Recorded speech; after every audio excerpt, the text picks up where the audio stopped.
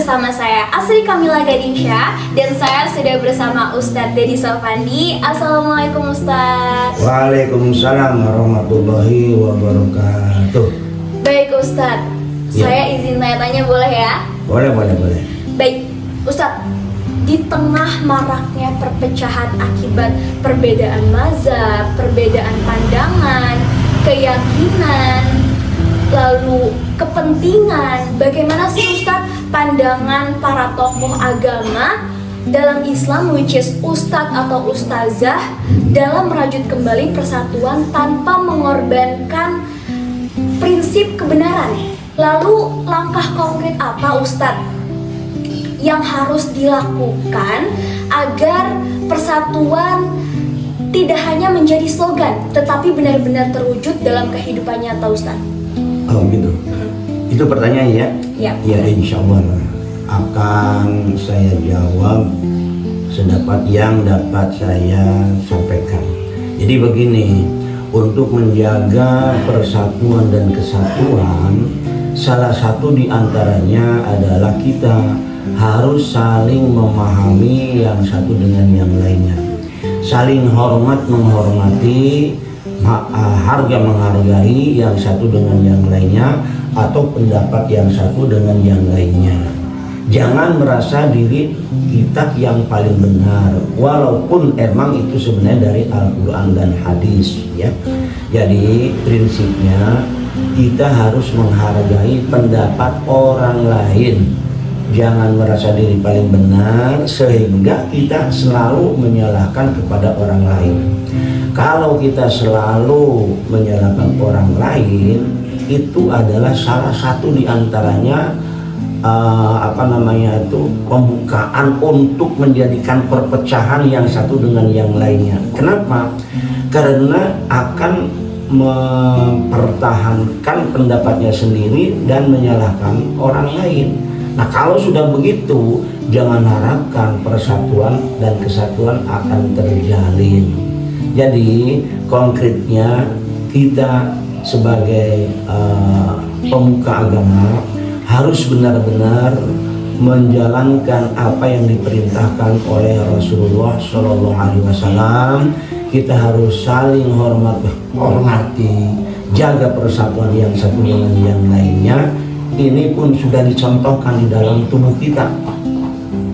Apa yang dicontohkan oleh tubuh kita? Rasulullah bersabda, kun kaliyaden walatakun kalbunain. Jadilah kamu seperti dua tanganmu, jangan seperti dua kupingmu.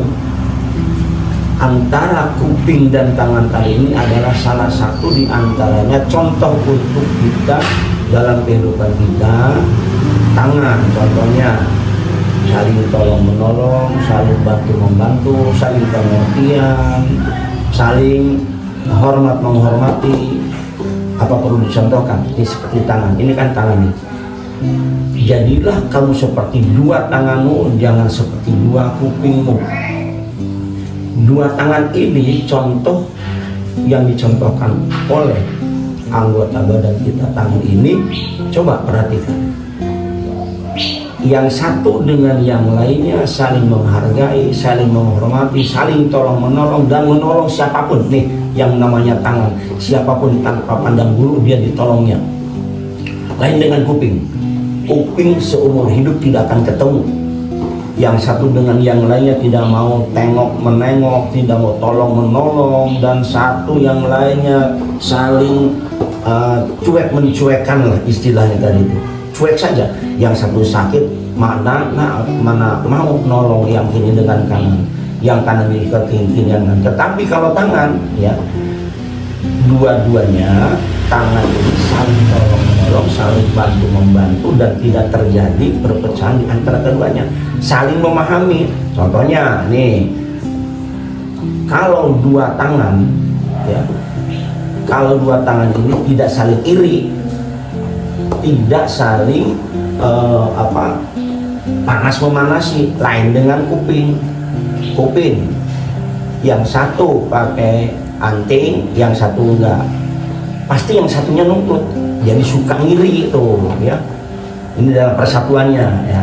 Kemudian tangan, Kalau tangan dua-duanya, tangan ini tidak ada pakai jam, nggak apa-apa kalau dua-duanya nggak pakai. Nah sekarang yang satu, jam tangan dipakai sebelah kiri atau yang kiri dipakai yang kanan, yang jam dipakai yang kanan atau yang kiri, salah satunya, tidak dua-duanya.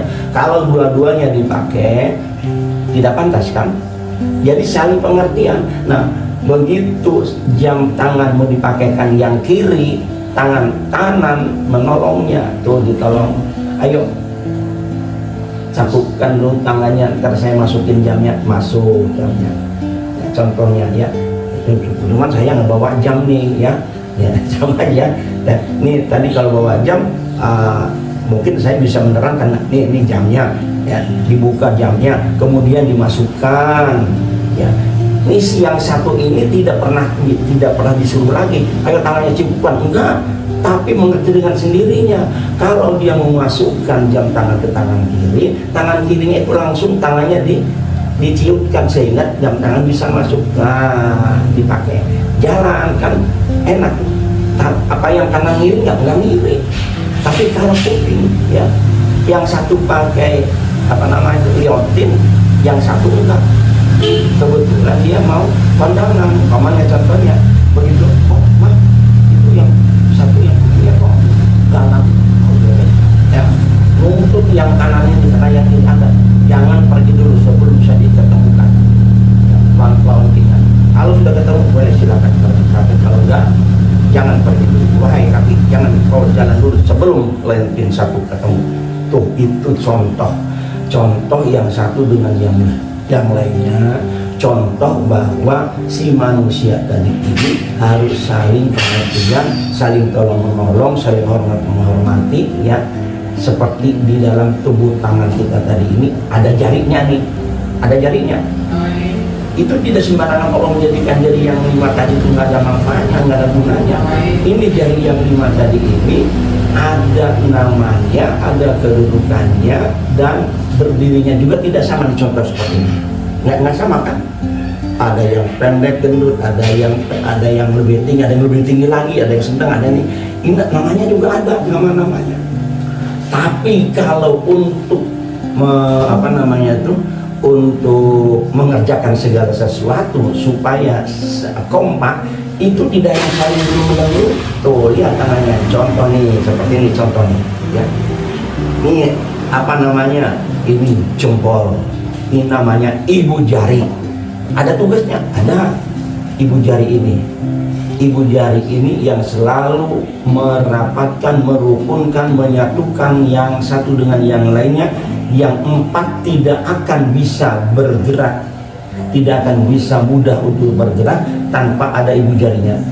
Contoh, nah contohnya nih, ini gelas, ini ibu jari. Sekarang ibu jarinya enggak ada, hanya 4, ibu jarinya enggak ada. Bagaimana ngambilnya? Susah kan? Nah, bisa jatuh karena nggak ada kekuatan. Tapi kalau ada ibu jari dengan telunjuk pun bisa jadi ambil. Nih contoh nih, tuh yang 3-nya nggak ikut. Sekarang kalau ada musuh, yang satu telunjuk, yang satu ibu jari, 2 telunjuk, ya jari tengah, kemudian jari manis, kemudian kelingking, dan ada tugasnya masing-masing. Ibu jari jempol ini kerjanya untuk memuji, menyanjung, dan istilahnya memberikan jempol kepada lawannya. Yang ini kerjanya tukang menyuruh, memerintah, telunjuk nih. Ini bahan buat adik juga nih. Ini barangkali bisa diterapkan di mahasiswa tadi ini dalam persatuannya. Kemudian jadi tengah, ini seorang raja nih, penengah. Tapi ini tidak, walaupun dia paling tinggi, tidak mau duluan. Kenapa? Kalau kerja sendiri tidak akan bisa. Ini kelingking, jari manis. Namanya jari manis, maunya disanjung, ada maunya dipuji melulu, disanjung melulu, namanya jari manis. Nah, yang ini kelingking, ini ada yang suka memuji, ada yang suka menyepelekan, mengecilkan. Ini ya kecil nih contohnya gitu kan. Tapi ini jari manis sehingga pakai cincin pun yang pantas di jari manis. Contoh nih ini cincin. Contoh, ini jari di cincin ini pantasnya itu di jari manis. Tapi kalau pakai cincin di jempol, nah kan nggak pantas kalau di jempol. Ada juga di telunjuk itu. Nah itu mau orang acting aja sebenarnya yang di kanan itu, yang di telunjuk. Yang pantasnya adalah di jari manis. Makanya ini jari manis ya. Kemudian kalau kita mau ngambil nasi segitu banyaknya, menyomot nasi, ngambil nasi, coba lihat tuh, ini berdiri. Nah, berdiri. Tidak sama berdirinya, tapi kalau dalam musuh sama-sama rapat bareng. Tuh, ada yang dulu-duluan nggak? Nggak ada yang dulu-duluan. Ambil nasi itu, ambil.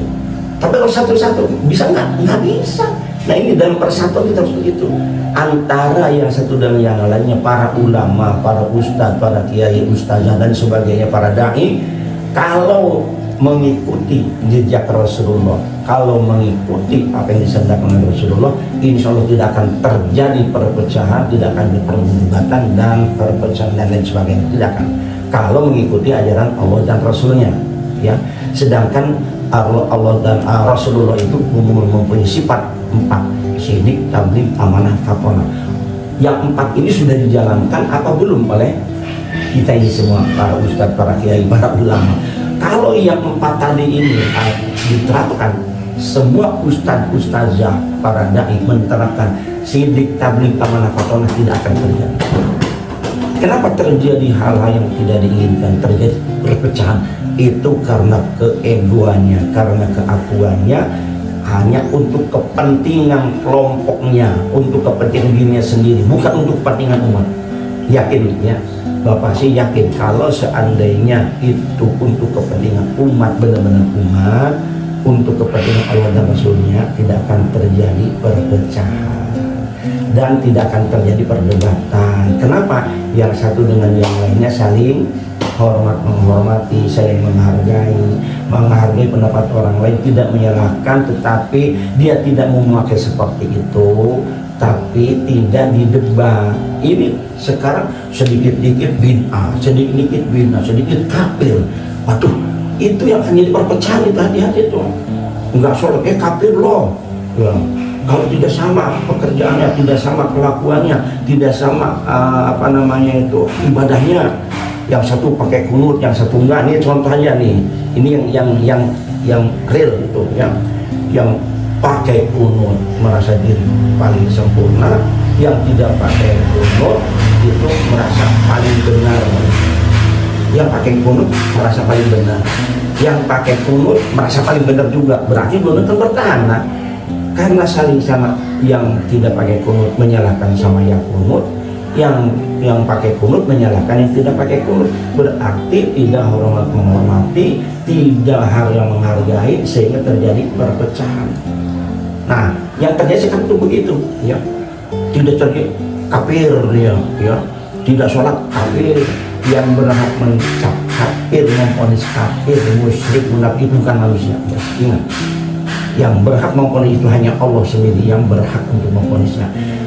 Kita hanya dikasih tahu ciri-cirinya saja. Cirinya orang kafir, contoh umpamanya, cirinya orang kafir itu mantaraka sholatan faqad kafara biha. Barang siapa yang tidak melaksanakan sholat berarti kafir yang nyata. Itu contohnya. Tapi si manusia itu tidak boleh mengkafirkan orang yang tidak sholat.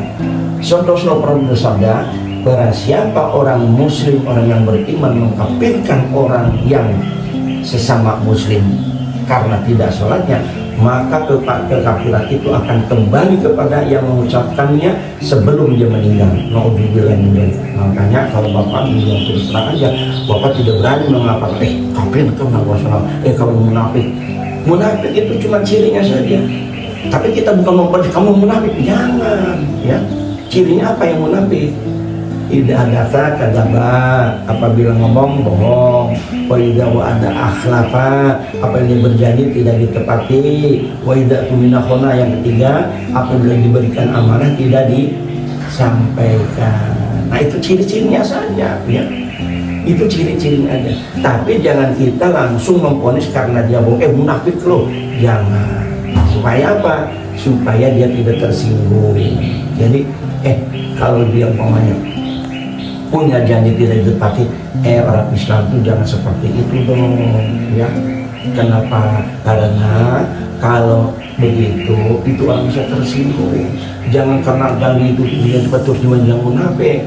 Kasih tahu dia amanah. Insya Allah itu akan terjadi persatuan dan kesatuan, saling hormat menghormati, saling Rahman dan Rahim, ya. Rahman Rahim itu ilmunya Allah yang harus kita pakai. Nah sekarang kita ini sudah bisa menerapkan belum Rahman dan Rahim tadi itu. Nah itulah untuk barangkali itu aja dulu sementara, barangkali kita perlu dilanjutkan. Insya Allah Bapak siap, apa ada yang kurang boleh tanyakan saya. Mungkin barangkali itu dulu, silakan tanggapi apa yang Bapak sampaikan tadi ini. Silakan. Baik, mungkin udah Masya Allah banget Ustadz jawabannya, udah bagus banget. Terima kasih Ustadz atas penyampaian jawaban dari pertanyaan saya. Semoga berkah, barokah, amin. Pokoknya makasih banyak ya Ustadz. Semoga bisa terjawab pertanyaan saya untuk teman-teman semua.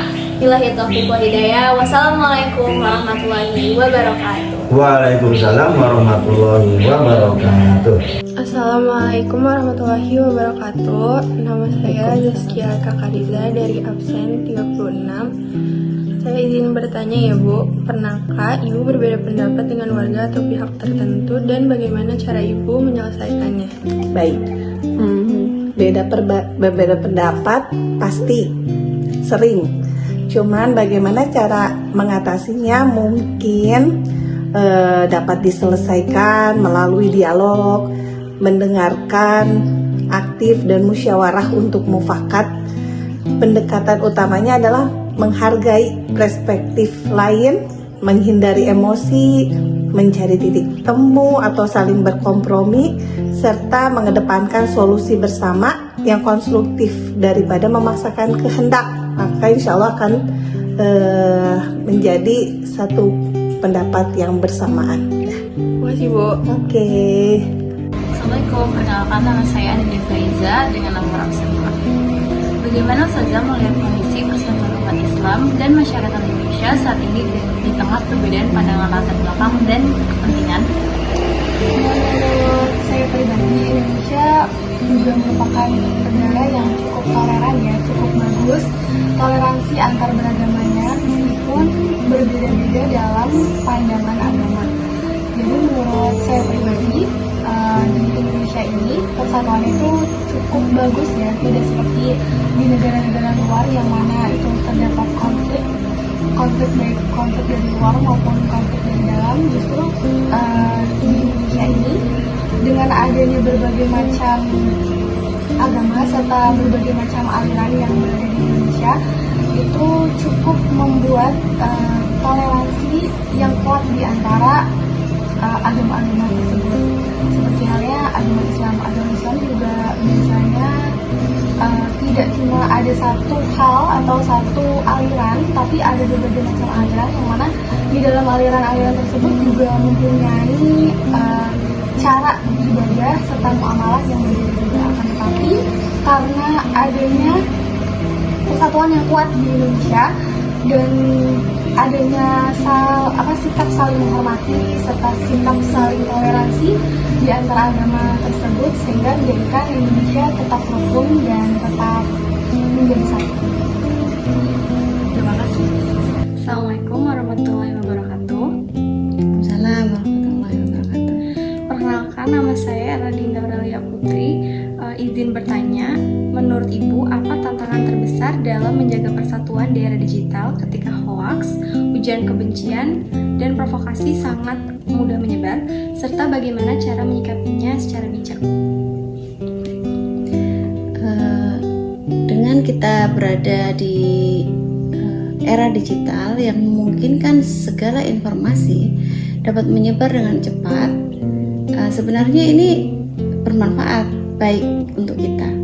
Akan tapi jika tidak digunakan sebagaimana mestinya, ini dapat juga digunakan untuk menyebarkan informasi-informasi yang belum tentu kebenarannya, bahkan kadang-kadang berisi ujaran kebencian. Nah, apabila berisi ujaran kebencian ini dan langsung diterima mentah-mentah oleh si penerima informasi, ini yang berbahaya, dapat mengakibatkan terjadinya perpecahan. Nah, oleh karena itu cara mensikapinya yaitu sebagaimana yang diajarkan dalam agama kita, yaitu agama Islam. Kita diajarkan untuk bertabayun setiap kali kita menerima informasi, yaitu mengecek kembali tentang kebenaran informasi ini. Dengan demikian, apabila informasi ini memang benar adanya, seandainya kita akan menyebarkan, ya nggak masalah. Yang kita khawatirkan kan jika informasi ini tidak benar gitu. Dengan demikian, apa yang bisa kita lakukan di era digital ini yaitu memperbanyak literasi digital tentunya, bertabayun, dan memanfaatkan teknologi yang ada, digitalisasi yang ada di dalamnya itu untuk menyebarkan informasi-informasi yang positif. Apabila menerima informasi yang berisi ujaran kebencian, seyogianya kita menahan emosi terlebih dahulu, mengecek kebenarannya. Nah, yang kemudian bisa kita lakukan ya mengedepankan toleransi, menjunjung tinggi persatuan dan kesatuan. Tentu saja itu sih bisa dilakukan. Baik, terima kasih Bu. Assalamualaikum warahmatullahi wabarakatuh. Waalaikumsalam warahmatullahi wabarakatuh. Apa pesan paling penting dari Ibu untuk generasi muda agar tetap menjaga persatuan, memperkuat toleransi, dan tidak mudah terprovokasi oleh perbedaan di tantangan zaman? Kalau pesan saya untuk generasi muda, mereka itu harus kuat dalam imannya, lalu mereka juga harus bisa menghargai perbedaan, harus bisa dewasa menyikapi perbedaan, dan selalu selalu mengutamakan persatuan daripada perpecahan. Oke, itu saja Bu. Itu aja. Ya, terima kasih. Terima kasih.